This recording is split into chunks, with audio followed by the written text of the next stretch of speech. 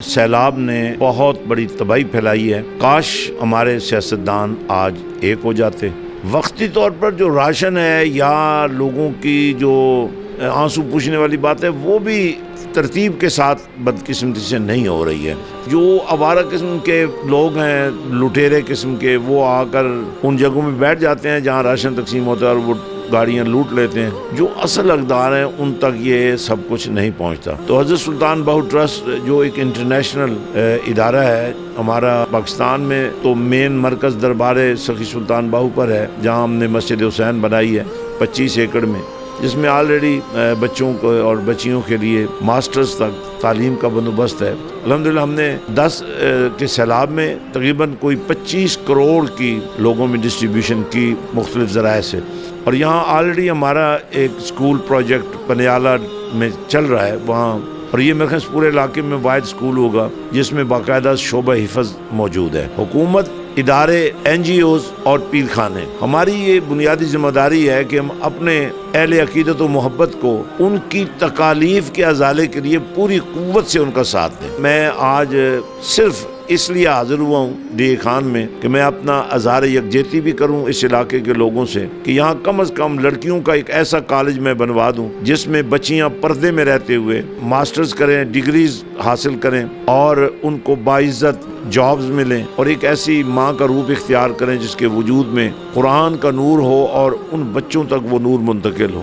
بہت ساری خواتین جن کے خاوند فوت ہو چکے ہوتے ہیں یا بیرون ملک چلے جاتے ہیں، ہم نے ان کو آفر کیا کہ آپ اپنے بچوں سمیت ہمارے پاس رہیں۔ تو میں سمجھتا ہوں کہ ہمارے نوجوانوں کو ہمیں تربیت دینے کی ضرورت ہے۔ وہ سیاست میں ضرور جائیں، مگر سیاست میں جا کر پاکستان مخالف قوتوں کا ساتھ نہ دیں۔ کہ سر سجدے میں کٹا، سر کا تعلق سجدے سے ہو، سجدے کا تعلق نماز سے ہو، نماز کا تعلق مسجد سے ہو، اور اس کٹے ہوئے سر نے نیزے کی ارنی پر بھی تلاوت قرآن نہیں چھوڑی۔ ہم نے وہی آئیڈیالوجی لی کہ عملاً ایک مسجد بنا دی ہے جس میں 10,000 اسٹوڈنٹس کے لیے ہمارے پاس ایجوکیشن کا بندوبست ہے۔ ہماری یہ خواہش ہے کہ مسجد حسین کے ہر مصلے پر ایک اسٹوڈنٹ بیٹھا ہو، قرآن پڑھ رہا ہو۔ جب سے مسجد حسین میں تعلیمات اور یہ نظام شروع ہوا ہے، ایک فیض از خود جاری، جیسے چشمے جاری ہو جاتے ہیں۔ کوئی جنات والا، کوئی جادو والا آ جائے تو اس کو وہاں پہنچتے ہی کچھ کرنے کی ضرورت نہیں پڑتی، وہ وہیں بیٹھے بیٹھے اس کا جنات جل جاتے ہیں اور جادو جل جاتا ہے۔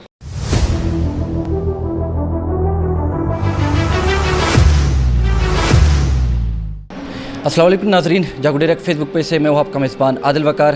سیلاب زدگان کے لیے جس طرح ایک آفت ہے، ڈیرہ اسماعیل خان میں ایک قیامت کی فضا ہے۔ ہر طرف دیکھیں تو کوہرام ہے، انتظامیہ ٹس سے مس نہیں ہو رہی۔ لیکن اس موقع پہ حضرت سلطان بہو کے گدے نشین جو ہیں پیر سلطان فیض الحسن قادری صاحب اس وقت میرے سے موجود ہیں۔ آج ڈیرہ اسماعیل خان انہیں تشریف لائے ہیں اور ان کا ایک اپنا ٹرسٹ بھی ہے بہو کے نام سے۔ گفتگو کریں گے۔ سر، کیا آپ نے ڈیرہ خان وزٹ کیا ہے؟ آپ نے صورتحال دیکھی ہوگی کہ نہ تو کھانے کو کچھ ہے، نہ پینے کو کچھ ہے، تمام روڈوں کے اوپر پڑے ہیں۔ سر بسم اللہ الرحمن الرحیم، السلام علیکم ورحمۃ اللہ وبرکاتہ۔ سچ تو یہی ہے کہ صرف DI خان نہیں، لیکن چونکہ DI خان ان اضلاع میں سر فہرست ہے جہاں سیلاب نے بہت بڑی تباہی پھیلائی ہے۔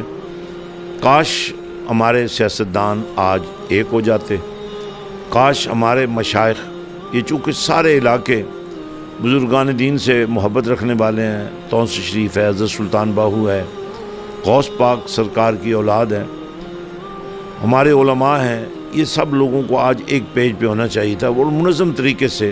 وقتی طور پر جو راشن ہے یا لوگوں کی جو آنسو پوچھنے والی بات ہے وہ بھی ترتیب کے ساتھ بدقسمتی سے نہیں ہو رہی ہے، بلکہ میرے نوٹس میں یہ بات ہے، چونکہ جب پچھلا سیلاب 10 کا آیا تھا تو ہم نے اس میں بھی بہت کام کیا، تو اکثر یہ دیکھا گیا اس وقت بھی اور آج بھی کہ جو آوارہ قسم کے لوگ ہیں، لٹیرے قسم کے، وہ آ کر ان جگہوں میں بیٹھ جاتے ہیں جہاں راشن تقسیم ہوتا ہے اور وہ گاڑیاں لوٹ لیتے ہیں۔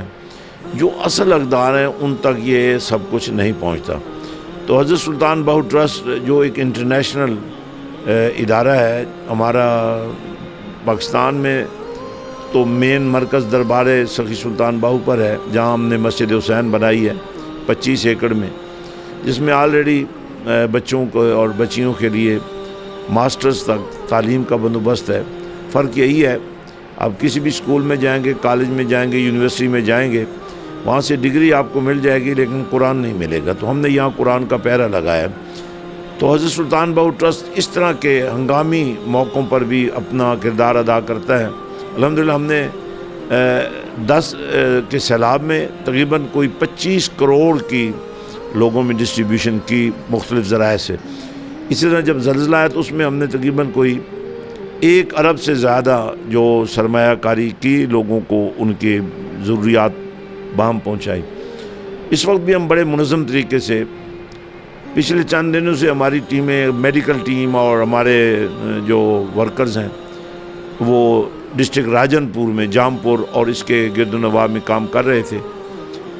تو آج میں صرف چونکہ ڈی آئی خان کا بڑا گہرا رابطہ ہے ہمارے ساتھ، اور یہاں آلریڈی ہمارا ایک اسکول پروجیکٹ پنیالہ میں چل رہا ہے وہاں، اور یہ میرے خیال سے پورے علاقے میں واحد اسکول ہوگا جس میں باقاعدہ شعبہ حفظ موجود ہے.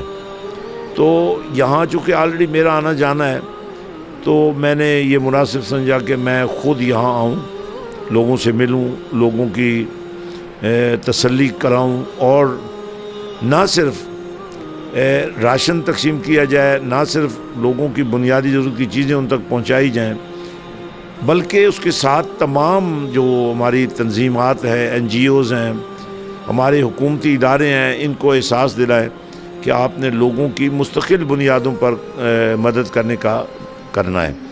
تو چونکہ بڑی خوش آئند بات ہے، وفاقی حکومت کو بیرون ملک سے امداد ملنی شروع ہو گئی ہے، اور وزیر اعظم شہباز شریف صاحب اس وقت پوری قوت سے جب سے سیلاب آیا ہے وہ ہر روز 2, 4, 10 مقامات پہ جاتے ہیں. سندھ اور بلوچستان جو بہت زیادہ افیکٹڈ ہیں، کل انہوں نے کے پی کے لیے بھی 10 ارب کا پیکج دیا ہے. اب اصل بات یہ ہے کہ وہ 10 ارب کیسے اور کہاں خرچ ہوں گے، کیا جو لوگ حقدار ہیں ان کو ملیں گے یا نہیں ملیں گے. تو یہ ہمارا جو سرخ فیتہ ہے، دفتری نظام ہے، اس میں بہت ساری کمزوریاں ہیں.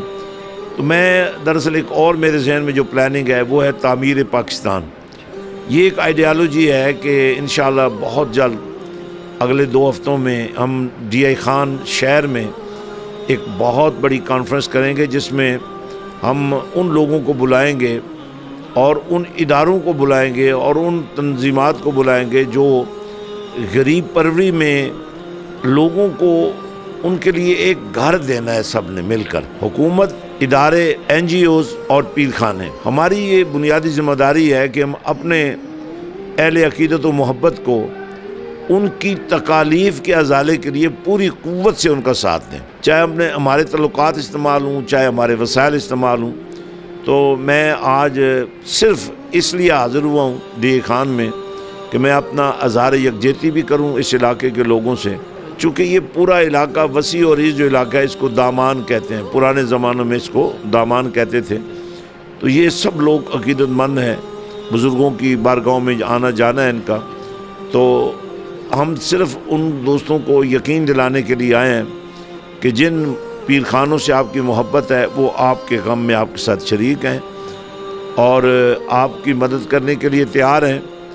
اور میرا اپنا یہ خیال ہے کہ ہم یہاں حضرت سلطان بہو ٹرسٹ کو باقاعدہ منظم کریں گے اور یہاں باقاعدہ اس کے دفاتر شہر میں بھی اور یہاں بھی کھولیں گے. اور میری یہ خواہش ہوگی اگر یہاں کے کچھ لوگوں کو یہ بات سمجھ آ گئی کہ یہاں کم از کم لڑکیوں کا ایک ایسا کالج میں بنوا دوں جس میں بچیاں پردے میں رہتے ہوئے ماسٹرز کریں، ڈگریز حاصل کریں اور ان کو باعزت جابز ملیں، وہ اپنے خاندان کی کفالت کریں اور ایک ایسی ماں کا روپ اختیار کریں جس کے وجود میں قرآن کا نور ہو اور ان بچوں تک وہ نور منتقل ہو. سر، یتیم بچوں کی آپ نے پرورش کی بات کی ہے، جو یتیم ہے، جن کا کوئی سہارا نہیں ہوتا، ان کو آپ یعنی اس وقت اپنے جو سکولز ہیں تربیت یافتہ ڈگری یا ماسٹر تک کر رہے ہیں، سر وہ کیا پلان ہے؟ اگر ڈی اے خان کے لیے اس طرح کے سر سسٹم بنا دیا جائے تو ڈی اے خان ایک بہت ہی وسیع کا ایک علاقہ. جی ہاں، میں یہاں جس طرح میں نے عرض کیا یہاں دفاتر ہم قائم کرنا چاہتے ہیں. اول تو دیکھیں جی، زمینیں اور بلڈنگیں تو یہاں جن لوگوں کے پاس ہیں، کئی لوگوں کی بلڈنگیں خالی پڑی ہیں. اگر ہمیں کوئی امیجیٹ بلڈنگ حاصل ہو جاتی ہے تو ہم ایک آدھ برانچیاں بھی بنانے کے لیے تیار ہیں. اور جو بچے بچیاں ہمارے پاس یہاں سے کوئی زیادہ فاصلہ بھی نہیں ہے, 150 میل ہوگا دربار شریف, کوئی دور نہیں ہے, اور روڈ بھی تقریباً اچھے بن گئے ہیں. تو وہاں ہاسٹل بہت ٹاپ کا ہے ہمارے پاس, بچیوں کے لیے علیحدہ ہے, بچوں کے لیے علیحدہ ہے, نوجوانوں کے لیے علیحدہ ہے, فیملی ہاسٹل بھی ہم نے بنا دی ہے. بہت ساری خواتین جن کے خاوند فوت ہو چکے ہوتے ہیں یا بیرون ملک چلے جاتے ہیں, ہم نے ان کو آفر کیا کہ آپ اپنے بچوں سمیت ہمارے پاس رہیں. اصل میں اس کا جو معیار ہم نے رکھا ہے وہ یہ ہے کہ ایک ہے یتیم بچہ, ایک ہے غریب کا بچہ, اس کو تو ہم اسپانسر کر دیتے ہیں, لیکن اصل یتیم وہ بچے ہیں جن کے والدین ان کو بڑے اچھے اسکولوں میں فیسیں دے کر پڑھاتے ہیں, لیکن ان کو سب کچھ سکھا دیا جاتا ہے, قرآن نہیں ملتا ان کو. تو ہم چاہتے ہیں ان کی بھی مظلومیت کو کیا جائے. اس لیے ہم نے معیار جو ہے اپنے ہاسٹلز کا, اپنے اسکول کا, اپنے نصاب کا بہت اعلیٰ رکھا ہے, تاکہ جو ہمارے ویل آف لوگ ہیں ان کے بچے بھی اگر حافظ قرآن بنتے ہیں تو میرا خیال ہے اس سے بڑی سعادت کوئی نہیں ہوگی. سر آپ کی جو اس طرح کے ٹرسٹ آپ نے بنایا بہو کے نام سے, سر کتنے ممالک میں یہ کام شروع ہوا آپ کا؟ اور یہ تو کار خیر میں جس طرح آپ نے بتایا کہ جتنے بھی غریب لوگ ہیں اسی میں سارا پڑھ رہے ہیں, اور ایک نوجوان طبقہ جتنا بھی ہے وہیں پہ ہے ہمارے پاس ایڈمٹ ہے. جی ہاں, حضرت سلطان بہو ٹرسٹ کا جو مین ہیڈ آفس ہے یورپ میں اور ترقی یافتہ ممالک میں, وہ برطانیہ میں ہے, برمنگھم جو دوسرا بڑا شہر ہے. تو ماشاءاللہ ہمارے وہاں جو قرآن اکیڈمی ہے, تقریباً 700 سے زائد بچہ ایک ہی چھت کے نیچے حافظ قاری بن رہا ہے.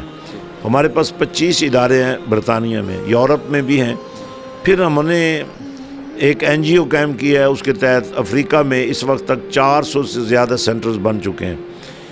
پھر ہانگ کانگ میں, پھر آسٹریلیا میں, پھر کینیڈا میں, پوری دنیا میں ہم نے کوشش یہ کی ہے ہر جگہ کچھ نہ کچھ کام ہونا چاہیے. اب ظاہر ہر جگہ اسکول نہیں بن سکتے, ہر جگہ کالج نہیں بن سکتے, ہر جگہ ادارے نہیں بن سکتے, ہر جگہ نیٹ ورکنگ ہو سکتی ہے. تو ہمیں ایسے صلاحیت والے لڑکوں لڑکیوں کی ضرورت ہے جن کو اب یہاں سیاست میں یوز کیا جا رہا ہے, ان کی ایکسپرٹیز کو نیگیٹو کام کے طور پہ لیا جا رہا ہے. چاہے کوئی بھی سیاسی جماعت ان کو استعمال کرتی ہے.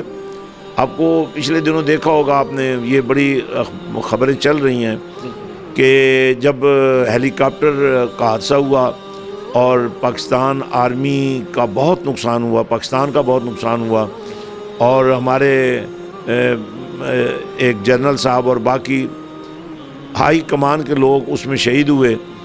تو ایسے موقع پر پاکستان مخالف تحریک جو چلائی گئی, ہمارے IT کے نوجوانوں کو گمراہ کر کے ان سے پاکستان کے خلاف بات کرائی گئی, تو پاکستان کی ساورنٹی کو, پاکستان کی سولیڈیرٹی کو نقصان پہنچا. تو میں سمجھتا ہوں کہ ہمارے نوجوانوں کو ہمیں تربیت دینے کی ضرورت ہے. وہ سیاست میں ضرور جائیں, مگر سیاست میں جا کر پاکستان مخالف قوتوں کا ساتھ نہ دیں. مسجد حسین آپ نے بنائی ہے, اس کے حوالے سے تھوڑا سا اگر بریف کر دیں وہ کائنڈلی. اگر جی, مسجد حسین کی ہماری آئیڈیالوجی یہ تھی, حضرت سلطان العافین سخی سلطان بہو نے آج سے 400 سال پہلے اپنی زندگی میں اپنے آستانے کو میخانہ حسین بنا دیا. آج بھی پورے پاکستان میں بلکہ پورے انڈیا میں کہیں بھی آپ کو 10 دن کی تقریبات عرس حسین کی نہیں ملیں گی, وہ صرف حضرت سلطان بہو کے دربار پر ہوتی ہیں. تو یہ وہ آئیڈیالوجی تھی, اور اس کے پیچھے جو فکر تھی وہ یہ تھی کہ سر سجدے میں کٹا, سر کا تعلق سجدے سے ہو, سجدے کا تعلق نماز سے ہو, نماز کا تعلق مسجد سے ہو, اور اس کٹے ہوئے سر نے نیزے کی انی پر بھی تلاوت قرآن نہیں چھوڑی. تو ہم نے وہی آئیڈیالوجی لی کہ عملاً ایک مسجد بنا دی ہے جس میں 10,000 اسٹوڈنٹس کے لیے ہمارے پاس ایجوکیشن کا بندوبست ہے. ہماری یہ خواہش ہے کہ مسجد حسین کے ہر مسئلے پر ایک اسٹوڈنٹ بیٹھا ہو, قرآن پڑھ رہا ہو. تو اس پر ہم ورک کر رہے ہیں پوری قوت سے. یہ مسجد, اور آپ جب دیکھیں گے, بلکہ میں آپ کو یہ بتانا ضروری سمجھتا ہوں, جب سے مسجد حسین میں تعلیمات اور یہ نظام شروع ہوا ہے, ایک فیض از خود جاری, جیسے چشمے جاری ہو جاتے ہیں نا, کوئی جنات والا, کوئی جادو والا آ جائے تو اس کو وہاں پہنچتے ہی کچھ کرنے کی ضرورت نہیں پڑتی, وہ وہیں بیٹھے بیٹھے اس کا جنات جل جاتے ہیں اور جادو جل جاتا ہے. تو یہ چاند کا ہم نے پہلا جمعہ وہاں رکھا ہے, تو قرب و جوار سے, دور سے جو لوگ آ کر ملاقات کے بغیر چلے جاتے ہیں. تو ہم نے اہتمام یہ کیا ہے کہ جب وہ آئیں تو کچھ نہ کچھ ضرور ان کو پیغام ملے. تو ہماری یہ کوشش ہے کہ ہم لوگوں کو ان کو احساس بھی دیں اور ان کو مدد بھی دیں اور ان کو جذبہ بھی دیں. بہت بہت شکریہ سر.